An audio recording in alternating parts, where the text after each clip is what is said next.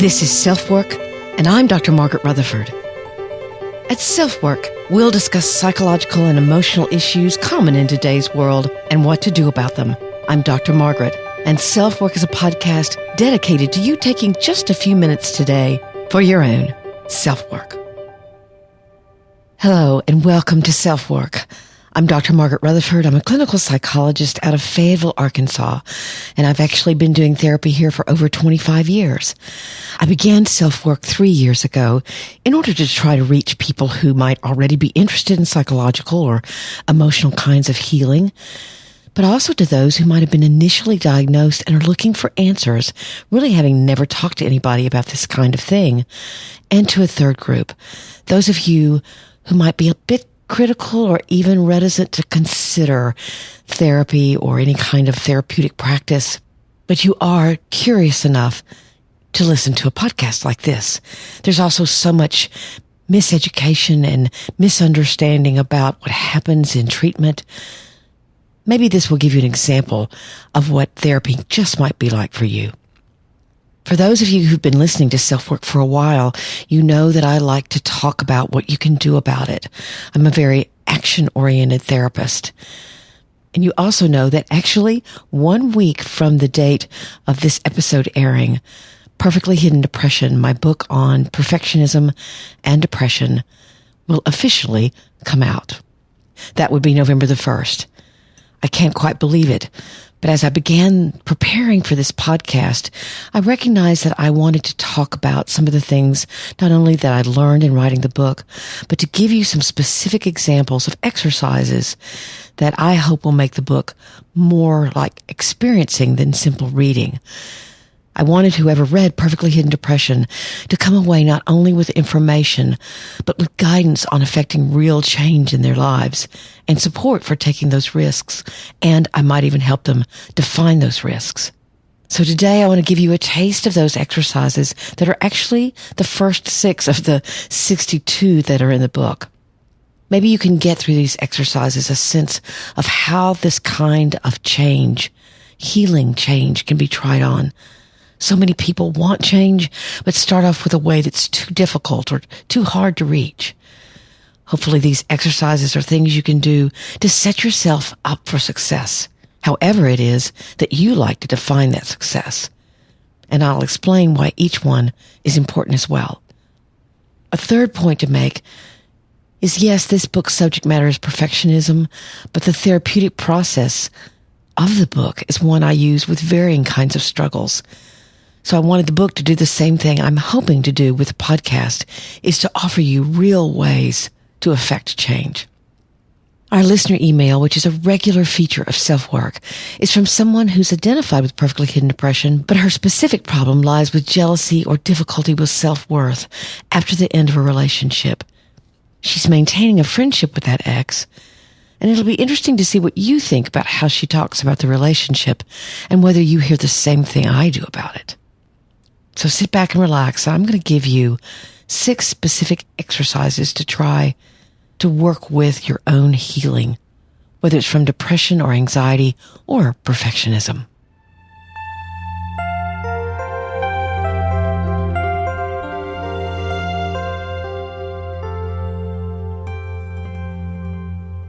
One of the interesting things, and certainly growth opportunities for me in writing this book, was having to put into words what I do as a therapist. Before New Harbinger, in fact, decided to publish, they told me, this book is good and you're describing something that's important, but you have to offer a path to healing.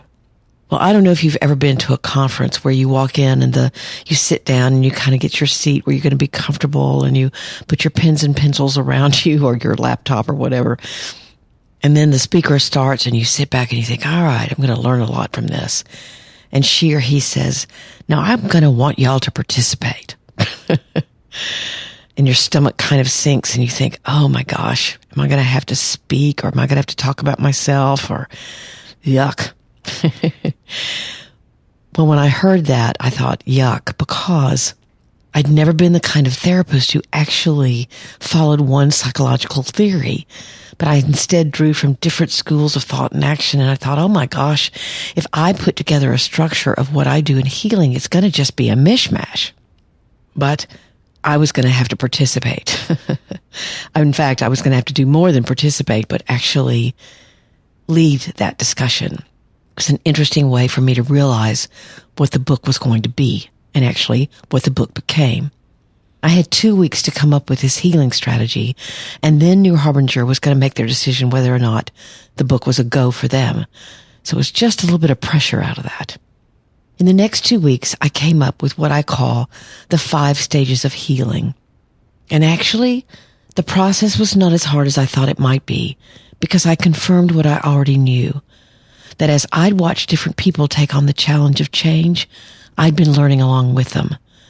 And so the 5 C's, or really stages, of healing was born. The steps are consciousness, commitment, confrontation, connection, and change. You know, when you change in therapy, you don't travel in one direction. You don't go from one neatly designed task to another. The flow between healing is circular. And what I mean by this is, if you're in the consciousness stage, that might help you confront something. If you confront something, that will help you connect with an emotion. The healing that goes on as you do that emotional work makes you want to commit more. And as you commit more, change becomes more and more possible. So all of the energy flow is multidirectional. Again, the stages are consciousness, commitment, confrontation, connection, and change. Connection means emotional connection. Confrontation is about confronting rules that you've followed that you no longer want to. So each breakthrough, each stage supports the next. In therapy, you have to deal with a lot of ambiguity because you're not real sure what's going to happen as you go through one aha moment or deepening of an emotion. How will that make you feel tomorrow? It's a wonderful process to go through and to watch. And each step is uniquely important in creating more emotional and practical freedom with the overall goal of increased self-acceptance and self-compassion. So when we consider talking about these steps today, I want you to also realize this. What's important in any change process is that you go at your own pace. So sometimes change can become jarring or painful, and you actually need to take a break from it. I often have people in therapy, for example, who say, okay, I've been coming for 3 or 4 months. I want to go try to work these ideas, these connections, these realizations out in real life. And then can I come back? Sure. That's a great way to use therapy. You have to realize that sometimes in therapy, you're trying to alter a pattern that has protected or even shielded you for years. And it takes bravery and time to look at things differently and to risk new behaviors. So again, I'm going to offer in the next few minutes 6 exercises for you to try on for size. Some of them are more reflective and some of them are more action-oriented. Here's reflection 1. I call it creating a mantra to confront shame and perfectionism. A lot of times it's important to start out writing, trying to find kind of a quiet, calm place. So take a few breaths and ask yourself this question. What do I need to remind myself of every day about my healing work? So you play with creating what's called a mantra, a mental reminder of a positive goal or experience you want to have. Your mantra could be, whatever time this takes is time well spent, or I'm going to relish discovering what I write. I recently had a patient tell me as she started reading the book, I will find my courage. So what positive affirmations could you say to yourself? If nothing comes to you, search online for positive affirmations. And your mantra could be, it will take time to be more positive with myself. And that's okay. If you start there, I hope you hear what I'm saying. Because that struggle is where you are. So just accept that and keep your mind open. Again, that mantra might be, it will take more time for me to be positive with myself. I like to tell people to put their mantra on Post-it notes or index cards or anything and tape them to their mirror in their car to help remind them what they're working on. And of course, your mantra can change, but you always want to keep where you're going in mind. After establishing that mantra, we're going to go on to reflection 2, and we're going to identify your shame and give it a name. Now, this one may already be familiar to some of you who've listened to an episode on shame or anxiety, but of course I've included it in the book. So here it comes. Find a quiet place to sit with your journal and take a few deep breaths again. You might even close your eyes for a moment and focus on your body from head to toe, noticing where there might be tension or discomfort. This is a good thing to do before any of these reflections. Now I want you to allow yourself to think about the family and culture in which you grew up, and take a few moments to consider what you learned was shameful. What were you never supposed to do or feel? What was never allowed or supported? As you let these thoughts come to you, open your eyes and write down those inflexible, critical whispers. For example, you might hear, "It's selfish for you to put your needs first." Or, "You're never supposed to question what you're told to do. You do it because I told you to do it." How many times have I heard that? How are you criticizing yourself? "It's weak of you to ask for help." Or, "You should be able to do this by yourself." If you ask for help, you're calling attention to yourself. So what are your own critical whispers? And then it's kind of fun to give those whispers a name, almost like you were seeing them as a gremlin that is sitting on your shoulder. I call mine Bob, and so when I start hearing that shame in my head, "This podcast isn't good enough. You're not making sense," I say, "Thanks, Bob. Thanks for the editorial comments, but I will continue." If you add a little humor to your shame, again, you can hear it as not you. Your shame is not you. Your anxiety is not you, but is something that you're experiencing. Now, in the book, this next reflection, reflection number 3, is found in the section where I'm talking about emotional avoidance. People with perfectly hidden depression don't know how to express pain. They can describe it, but they have a hard time actually feeling it. But this reflection is wonderful for anyone to do, and I'll tell you why in a second. So here's the reflection. Grab a journal and take a few moments for a brief list writing exercise. As you've started other reflections, breathe some breaths and then write down emotions in order that you find most difficult to feel. What are the emotions that you find most difficult to feel? So after that, take a moment to look at that list and see what feelings, if any, emerge as you look at your list. Does it give you anxiety? Does it make you sad to think you can't feel sadness? Or do you connect a little bit with some sadness? Is it hard for you to feel fear or admit fear? Is it hard for you to feel joy? So I want you to write them down. Now, one of the reasons this is important for the people who are reading the book is that a lot of times what you want to do when you're working in therapy is to go back to this list. Say, now I can feel joy, or now, gosh, I wrote down that I couldn't grieve and I have cried. For the first time in my life, I've allowed myself to cry. It can give you a sense of where you came from and where you're going in therapy and in healing. So again, that's for the book, but I think that's a wonderful thing to do all the time. To know what's difficult for you, to know what direction you're moving and where you want to go. Again, go back to your mantra. If one of the things on this list is, I can't feel joy, maybe one of your mantras would become, I'm going to find my joy. The fourth reflection comes from a section of the book that's about worry and a need for control. This is an interesting reflection, one that I use a lot in therapy in general, so I want to stress that as well. Here's reflection 4. Once again, in your calm place and with your journal, please write out the words, I believe that worry, and then blank. I believe that worry, and then put a blank, and you're going to fill in that blank. I believe that worry protects me. I believe that worry keeps bad things from happening to my children. I believe that worry means I care. Whatever the statement that may seem rational or irrational, write down the function that you believe worry serves. I believe that worrying is part of being responsible. My dad always worried. See how many statements you can make about worry.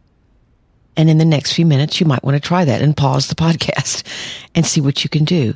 You can do this with anything, really. That's why I wanted to present this reflection. You could write down, I believe that love, and then fill in the blank. Or, I believe that hate, fill in the blank. A lot of the times we believe things about certain emotions, certain emotional states, and we tell ourselves these are true, and sometimes we need to confront them. And if you write them down and help yourself begin to see, is this rational or is it not rational? Interestingly, you can also, with this reflection, think about the meaning of certain decisions. I believe that divorcing, fill in the blank. I believe that staying married, fill in the blank. I believe that this job, fill in the blank. You see, you are writing down what you believe about something, and that can help you get clarity.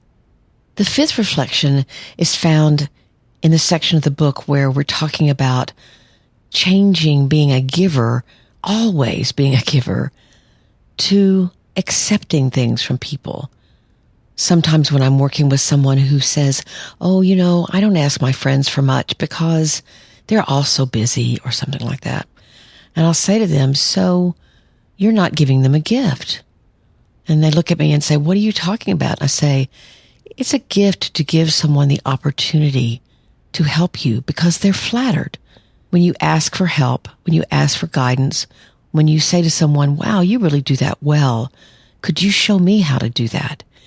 They feel important. They feel needed.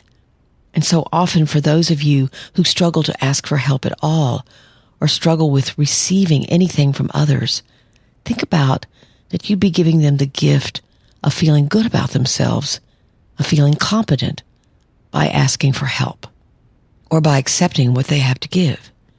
So here's reflection 5. It's called saying thank you. As you begin your day-to-day, try this assignment. If anyone says anything complimentary to you today, all you're going to say is thank you and not another word. Watch carefully and see what happens.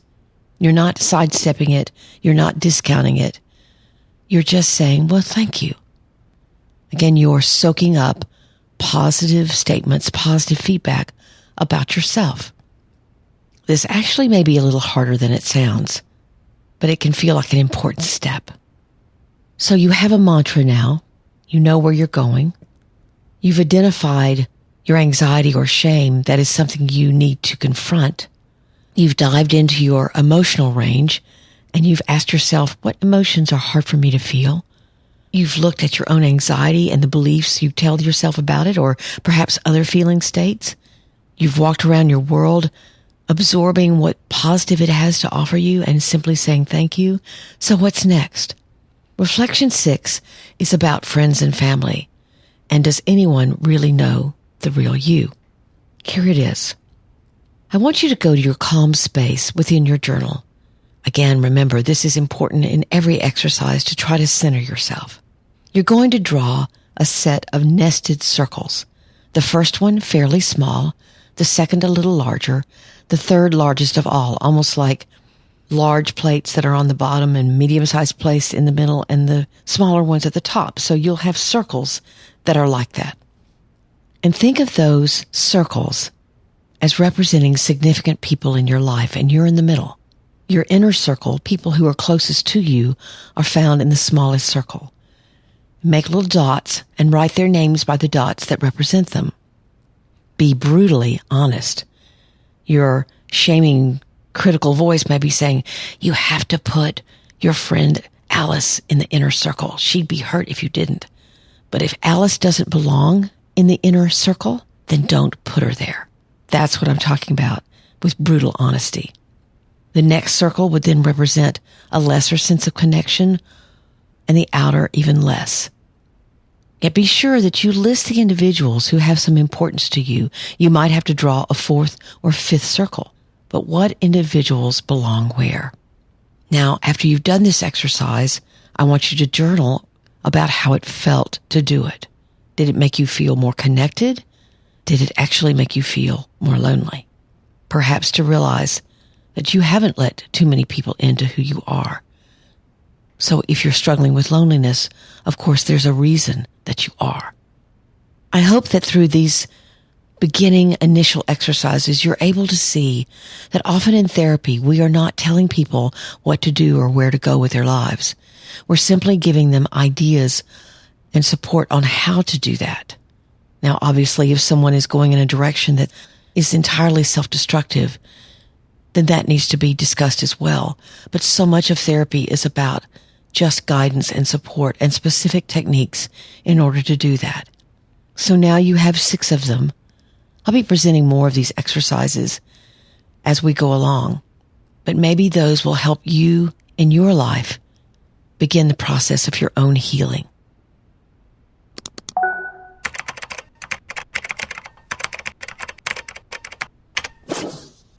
Our listener email today is for someone who does identify with perfectly hidden depression.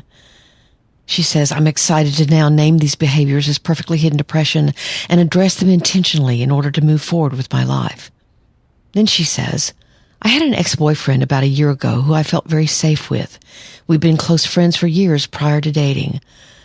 Unfortunately, he often recoiled at my physical touch, constantly made comments that made me feel insecure, and eventually admitted that he didn't love me and never did. I had finally found the courage to expose my true self only to be rejected.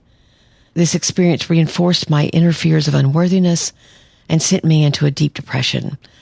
I've since found a way out of that depression and have been able to maintain a friendship with that ex.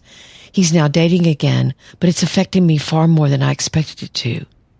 I worry that if I meet a new partner of his, that partner will embody all of my failures. If I saw him do something as simple as reach for her hand, I'd be reminded that he was capable of expressing this love and affection. He just wasn't able to do that with me because I wasn't worthy. As I read this, what do you begin to notice? I want to make clear that I no longer have any romantic feelings for this ex. I realize that we were in an unhealthy relationship marked largely by extreme insecurity and anxiety. I have since found a wonderfully supportive partner who I've been successful with, able to be vulnerable and feel safe with.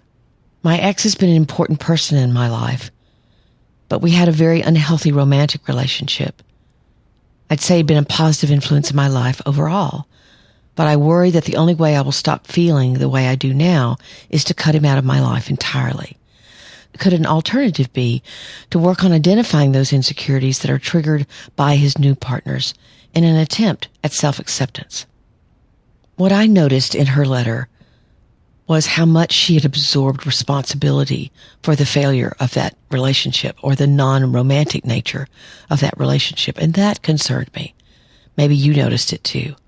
So I answer her, I'm so delighted that my work on perfectly hidden depression has been helpful to you. One sentence you said really got my attention. This is the sentence. I'd be reminded that he was capable of expressing this love and affection. He just wasn't able to do that with me because I wasn't worthy.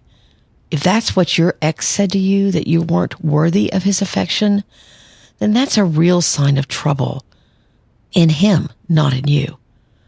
So my question is, did you say this to yourself or did he actually say it to you?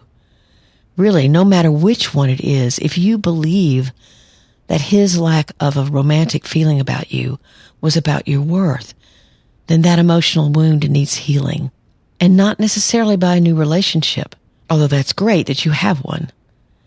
My guess is it's triggering something old in you. Have you felt before that you weren't valuable enough to love and receive affection? If so, who caused you to feel this way? Can you go back and acknowledge that that's where that got started and that's what made you more susceptible to absorbing that sense of blame? I want to make sure you understand that all the responsibility for that relationship failing is not yours. And maybe that's where the true work is.